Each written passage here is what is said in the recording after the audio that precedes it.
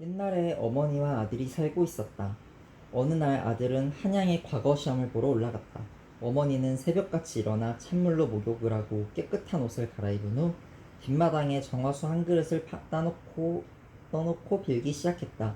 비나이다, 비나이다, 우리 아들 과거 시험에 합격하게 해주시길 비나이다. 벌써 한 달째 어머니는 이른 새벽에 일어나 이름 모를 막연한 신에게 아들의 합격을 빌고 또 빌었다.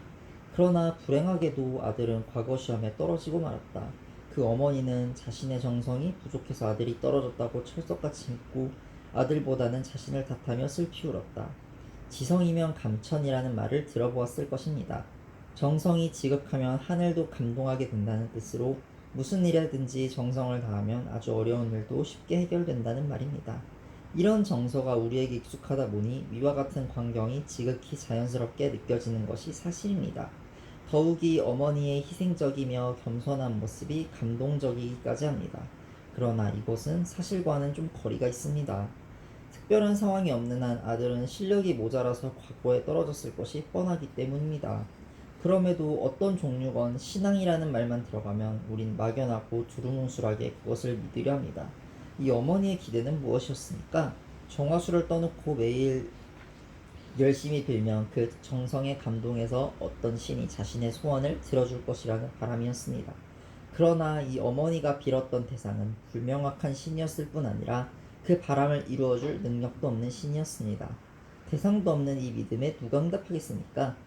또한 그 소원을 들어줄 능력이 없는 대상이라면 어떻게 답을 할 수 있겠습니까? 이것이 문제의 핵심입니다. 현대라고 해서 크게 다르진 않습니다. 교회를 안 다니는 사람도 또 교회를 다니는 사람도 아주 유사한 실수를 저지릅니다. 즉, 내가 신뢰하는 대상이 누구냐는 별로 중요하지 않고 내가 하려는 것의 옳고 그름도 별로 중요하지 않습니다. 그저 내가 정성만 다하면 내가 원하는 결과만 얻게 되면 우린 거기에 목숨을 겁니다. 그래서 결국 스스로 이런 늪에 빠지게 되는 것입니다. 내가 얼마나 열심히 교회를 다녔는데 이런 결과가 올 수 있어? 하나님이 진짜 계시면 어떻게 내게 이런 일이 일어날 수 있지? 라며 자신에게 다가온 고난에 대한 부당함을 자신의 열심에 비추어 분노를 터뜨립니다. 그러고는 내가 교회 아니면 갈 데가 없어? 다른 걸 믿으면 되지. 라며 다른 종교로 옮겨 또다시 열심히 무언가를 믿기 시작합니다. 이는 종교를 갖는 본질적인 이유를 착각한 데서 오는 오해입니다. 우리는 고난을 피하기 위해 믿음을 갖는 게 아닙니다. 오히려 우리는 구원, 즉 죽음 이후에 영원한 생명을 얻는 궁극적 목적을 위해서 믿음을 갖는 것입니다. 물론 믿음 생활을 하다 보면 이 땅에서 많은 혜택과 기쁨을 누리는 것도 사실이지만 그것은 부수적인 것이지 본질은 아닙니다. 우리가 먼저 기억해야 할 것은 신앙생활을 열심히 한다고 해서 삶에 닥쳐오는 환난과 고통을 모두 피할 수 없다는 사실입니다. 그 기대는 순전히 우리 입장에서 설정해 놓은 기대일 뿐입니다.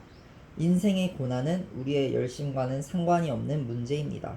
믿음의 정도와도 상관이 없습니다. 대신 상관이 있다면 그것은 고난이 왔을 때 신앙의 도움을 받아 그것을 넉넉히 감당할 수 있는 힘을 얻는다는 점입니다. 때문에 고난을 피하는 목적으로 믿음을 갖고 신앙생활에 열심을 내는 것은 위험합니다. 이는 치과에 가서 이렇게 말하는 것과 같습니다.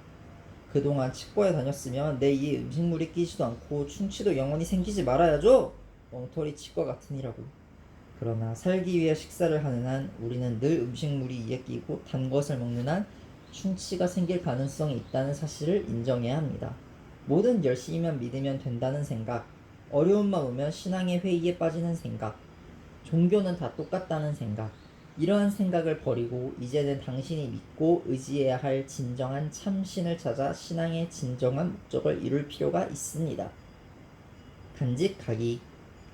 당신은 지금까지 무엇을 믿고 살아오셨습니까? 자신, 부모님, 부처님, 하나님, 기타.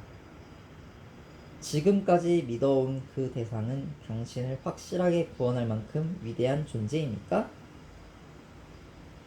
당신이 가진 믿음의 최종 목적지는 어디입니까? 혹시 방향 없이 무턱대고 믿고 있지는 않습니까?